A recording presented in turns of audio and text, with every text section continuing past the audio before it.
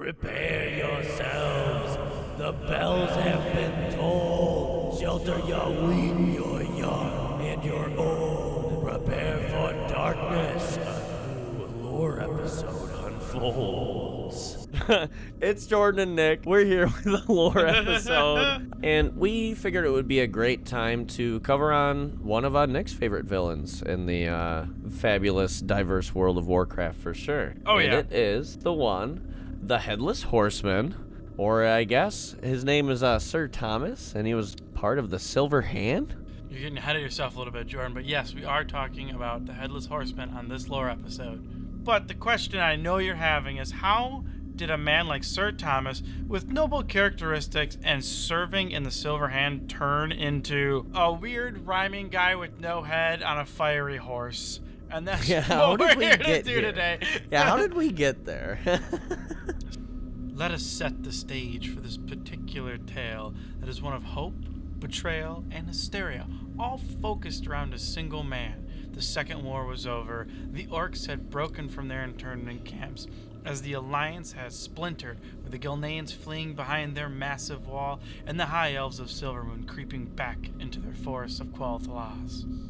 A new threat started to emerge in Azeroth, that of plague, one that would start with fatigue, nausea, and fear, slowly leading its victims to have minor hallucinations, but never death. Rather, you'd be left as a husk of your former self, diseased and decaying, but never truly dead. Oh man, no, from the light. Remember, we're paladins here, right?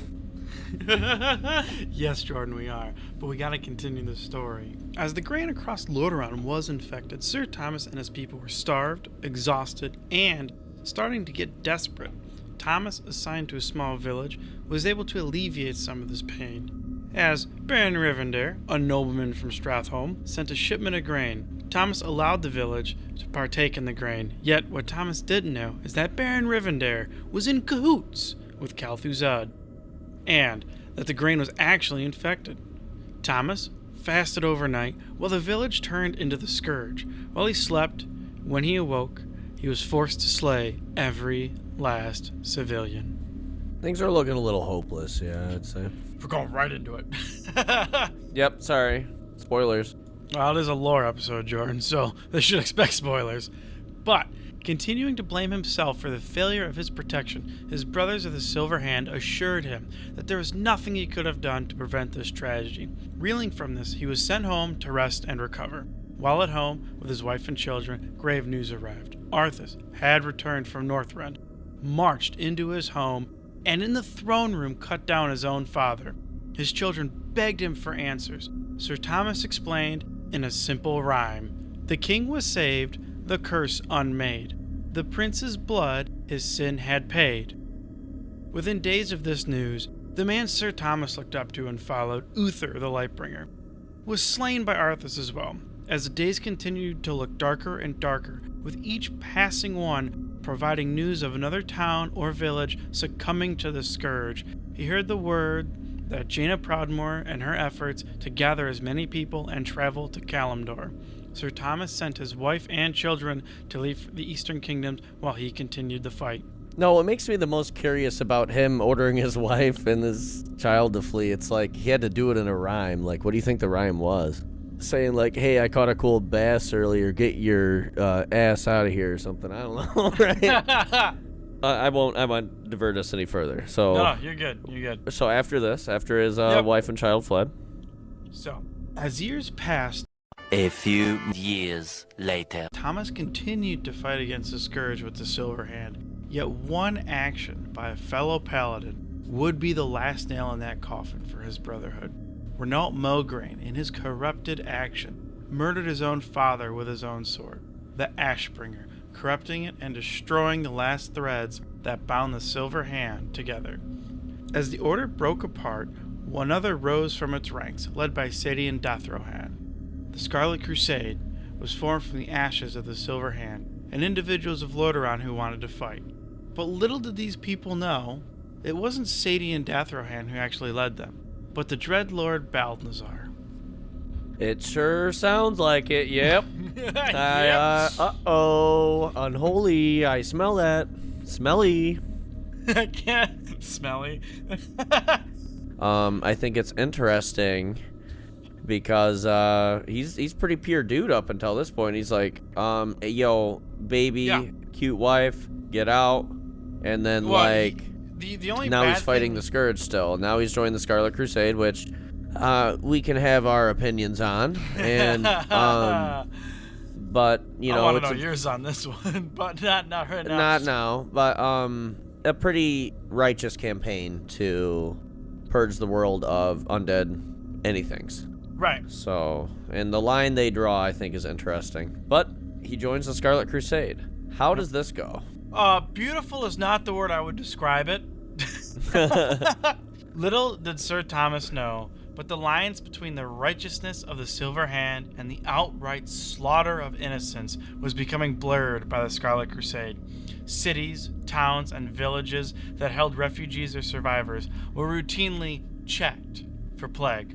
Oftentimes, there's no set method to determine if the plague had infected a citizen or not, and often these routine checks led to the deaths of innocents. As he questioned their methods, his brothers and sisters of the Crusade reassured him that the plague only started to be spread with the grain, and there were other methods that had been crafted by the Lich King, and those that were too healthy were obviously under his influence and had already sold their souls to Arthas.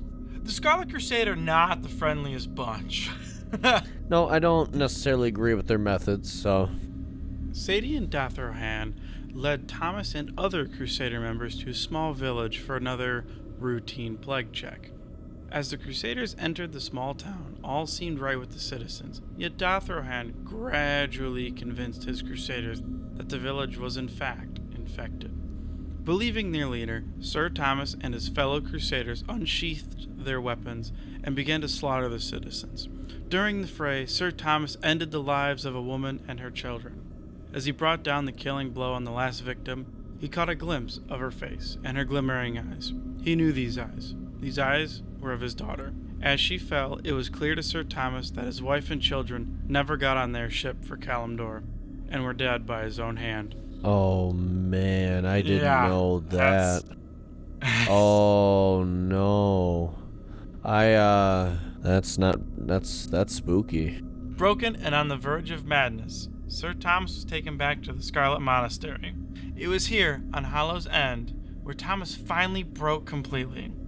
Believing that all Azeroth was infected, armed with a sword and speaking only in rhymes, during the night he slaughtered as many Crusaders as he could find, thinking that only he could save them. It is over. Your search is done. Let fate choose now, the righteous one. He was eventually captured inside the monastery, where he was tried and beheaded immediately. Dathrohan provided the cursed Crusader with an honorable burial. Yet why does he arise every Hallow's End, do we ask? Why does he look like he permeates fell magic? Right, Joy? I mean, have you seen the hooves of his mount?